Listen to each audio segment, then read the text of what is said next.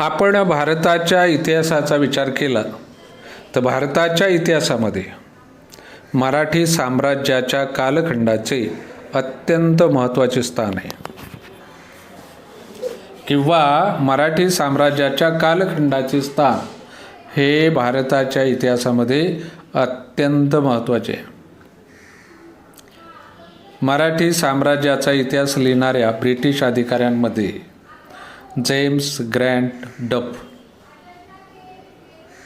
हे एक नाव महत्त्वाचे आहे. कोणाचा इतिहास लिहिला? मराठी साम्राज्याचा. कोणी लिहिला? ब्रिटिश अधिकाऱ्यांनी. त्या ब्रिटिश अधिकाऱ्याचं नाव काय? जेम्स ग्रँट डफ. कोणता ग्रंथ लिहिला मराठी साम्राज्यावर त्यांनी? A history of the Marathas. James Grant डफचा ग्रंथ कोणता? A history of the Marathas हा ग्रंथ त्यांनी लिहिला. कशावर लिहिला? मराठी साम्राज्यावरती. या ग्रंथाचे 3 खंड आहेत. भारतीय संस्कृती आणि इतिहास यांना कमी लेखण्याची ब्रिटिश अधिकाऱ्यांची जी प्रवृत्ती आहे ती ग्रँट डफ याच्या लेखनात सुद्धा दिसते. हे जे ब्रिटिश अधिकारी आहेत ते भारतीय संस्कृतीला आणि इतिहासाला काय करतायत? कमी लेखतायत. आता जेम्स ग्रँट डफ यांनी मराठ्यांच्या साम्राज्याचा इतिहास लिहिला, पण त्याच्या या ग्रंथामध्ये त्याची ही वृत्ती किंवा दृष्टी दिसते. काय तर भारतीय संस्कृती आणि इतिहास यांना कमी लेखणं. अशीच प्रवृत्ती आणखी एका इतिहासकाराच्या लेखनात आपल्याला दिसते आणि ते आहेत कर्नल टॉड. ब्रिटिश अधिकारी कर्नल टॉड यांनी राजस्थानचा इतिहास लिहिला. राजस्थानचा इतिहास. मात्र विल्यम विल्सन हंटर याने जो हिंदुस्थानाचा द्विखंडात्मक इतिहास लिहिलेले त्याच्यामध्ये मात्र त्याची निष्पक्षपाती वृत्ती दिसते. त्याच्या लेखनामध्ये अशी प्रवृत्ती दिसत नाही की भारतीय संस्कृती आणि भारतीय इतिहास यांना कमी लेखण्याची. कोणाच्या लेखनात? William Wilson Hunter. काय लिहिले त्यांनी? हिंदुस्थानचा द्विखंडात्मक इतिहास. हा जो डफ आहे ग्रँट डफ त्याच्या इतिहास लेखनाच्या मर्यादा भारतीय इतिहासकार निळकंठ जनार्दन कीर्तने आणि वि. का. राजवाडे यांनी पुढे 19व्या शतकामध्ये दाखवून दिला. त्यांचं जे लेखन आहे ते निष्पक्षपाती वृत्तीचं नव्हतं आणि हे दाखवून देण्याचं काम निळकंठ जनार्दन कीर्तने आणि वि. का. राजवाडे यांनी केलेलं आहे. आता आपण पाहूया भारतीय इतिहास लेखनाच्या ज्या काही विविध तात्विक प्रणाली आहेत. काय तात्विक प्रणाली? त्या कोणत्या आहेत? तात्विक प्रणाली म्हणजे विविध विचारधारा इतिहास लेखनाबाबतच्या. त्यातली एक तात्विक प्रणाली आहे वसाहतवादी इतिहास लेखन. आपण जर विचार केला तर सुरुवातीला जे इतिहासकार आहेत भारतीय इतिहास लिहिणारे अभ्यासक किंवा लेखन करणारे म्हणा तर ते आहेत ब्रिटिश अधिकारी आणि ख्रिश्चन धर्मप्रसारक. सुरुवातीला भारताचा इतिहास ज्यांनी लिहिला त्यांच्यामध्ये प्रामुख्याने कोण आहेत? ब्रिटिश अधिकारी आणि ख्रिश्चन धर्मप्रसारक आहेत. आता हे जे आहेत त्यांचं जे लेखन आहे ते पूर्वग्रह दूषित आहे. त्यांनी नेहमी भारतीय संस्कृतीला गौण मानलेले, गौण दर्जा दिलेला आहे. कोणी? ब्रिटिश अधिकारी आणि ख्रिश्चन धर्मप्रसारकांनी की ज्यांनी भारताचा सुरुवातीला इतिहास लिहिला, भारताच्या इतिहासाचा अभ्यास केला त्यांनी भारतीय संस्कृतीला त्यांनी काय केलेले, गौण दर्जा दिलेला आहे. आणि त्यांच्या लेखनात हा जो त्यांचा पूर्वग्रह आहे तो दिसून येतो. वसाहतवादी ब्रिटिश सत्तेच्या समर्थनासाठी त्यांनी त्यांच्या इतिहास लेखनाचा वापर केलेला आहे. कोणाचं समर्थन? वसाहतवादी ब्रिटिश सत्तेचं. 1922 ते 1937 या दरम्यान केम्ब्रिज हिस्ट्री ऑफ इंडिया या ग्रंथाचे 5 खंड प्रसिद्ध झालेले आहेत. कोणत्या कालावधीमध्ये? 1922 ते 1937 5 खंड प्रसिद्ध झाले केम्ब्रिज हिस्ट्री ऑफ इंडिया या ग्रंथाचे.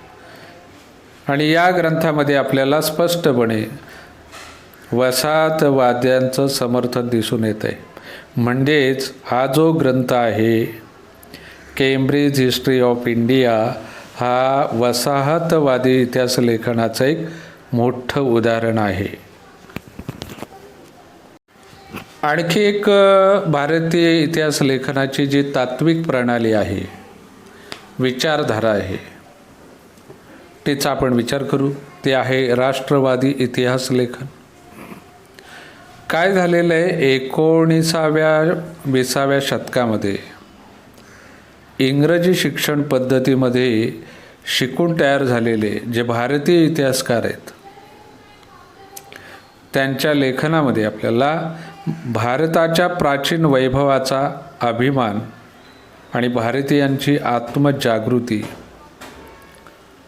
यांचा अंतर्भाव दिसतो. हे जे भारतीय इतिहासकार आहेत जे इंग्रजी शिक्षण पद्धतीमध्ये शिकलेले आहेत आणि कधीचे ते 19व्या-20व्या शतकातले, त्यांनी जे लेखन केले त्या लेखनामध्ये त्यांनी काय केलेले तर प्राचीन वैभवाचा अभिमान आणि भारतीयांची आत्मजाणीव जागृत करणे या गोष्टींचा अंतर्भाव किंवा या गोष्टींकडे त्यांचा कल आपल्याला दिसतो. हे जे त्यांनी लेखन केलेले त्या लेखनालाच राष्ट्रवादी इतिहास लेखन म्हटले जाते. आता हे जे राष्ट्रवादी इतिहास लेखन करणारे इतिहासकार आहेत त्याच्यामध्ये विष्णू शास्त्री चिपळूणकर यांनी सुरुवात केली किंवा यांच्यापासून प्रेरणा मिळाली राष्ट्रवादी इतिहास लेखनास. कोणापासून? महाराष्ट्रातील राष्ट्रवादी इतिहास लेखनाची प्रेरणा मिळालेली आहे ती विष्णू शास्त्री चिपळूणकर यांच्यापासून. पूर्वी जे ब्रिटिश अधिकाऱ्यांनी भारताचा इतिहास लिहिलेला आहे तो जो पूर्वग्रह दूषित इतिहास होता त्याला विरोध केलेला आहे राष्ट्रवादी इतिहासकारांनी. आणि मग या राष्ट्रवादी इतिहासकारांनी भारताच्या इतिहासातील सुवर्ण काळ शोधण्याचा प्रयत्न केलेला आहे. कोणी? राष्ट्रवादी इतिहासकारांनी. राष्ट्रवादी इतिहास लेखनास प्रेरणा कोणापासून मिळालेली आहे? विष्णू शास्त्री चिपळूणकर यांच्यापासून. राष्ट्रवादी इतिहास लेखनामध्ये आपल्याला काय दिसतंय? प्राचीन भारताच्या प्राचीन वैभवाचा अभिमान आणि भारतीयांची आत्मजाणीव जागृत करण्याकडे कल दिसतो. आता आपण जर राष्ट्रवादी इतिहासकारांची नावं पाहिली तर अनेक नावं आपल्याला उदाहरणादाखल देता येतील, ज्यांच्यामध्ये महादेव गोविंद रानडे, रामकृष्ण गोपाळ भांडारकर, विनायक दामोदर सावरकर, राजेंद्रलाल मिश्र, रमेशचंद्र मजुमदार, काशीप्रसाद जयस्वाल, राधा कुमुद मुखर्जी, भगवानलाल इंद्रजी, वासुदेव विष्णू मिराशी, अनंत सदाशिव आळतेकर अशी राष्ट्रवादी इतिहासकारांची नावं आपल्याला सांगता येतील.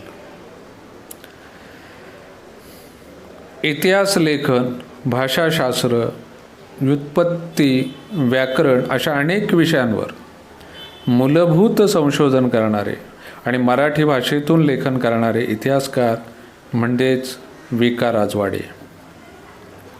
वि. का. राजवाडे हे प्रसिद्ध आहेत. कशाबद्दल? इतिहास लेखन, भाषाशास्त्र, व्युत्पत्ती, व्याकरण अशा अनेक विषयांवरती मूलभूत संशोधन करण्याबाबत. विका राजवाडे यांचं असं मत होतं, आपला इतिहास आपण लिहिला पाहिजे. या मताचा त्यांनी पुरस्कार केलेला आहे. मराठ्यांच्या इतिहासाची साधने असे शीर्षक असणारे 22 खंड त्यांनी संपादित केले. त्यांनी म्हणजे कुणी? विका राजवाडे यांनी. मराठ्यांच्या इतिहासाची साधने, त्यातील त्यांनी ज्या प्रस्तावना दिलेल्या आहेत त्या अत्यंत अभ्यासपूर्ण आहेत.